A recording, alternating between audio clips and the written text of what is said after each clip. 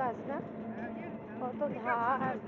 হ্যাঁ, জায়গাটা সত্যি অপূর্ব জায়গাটা।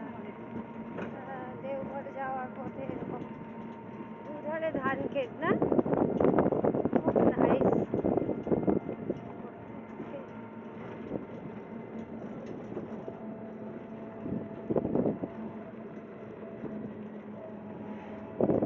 আমরা এখন আসছি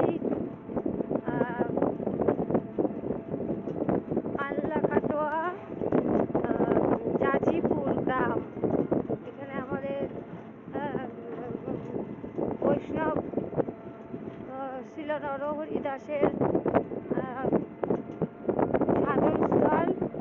এই মহিমা অপার। এখানে দেখুন জলে পদ্ম ফুটেছে। হ্যাঁ, পদ্ম ফুলের চাষ হয়, কাশ ফুল।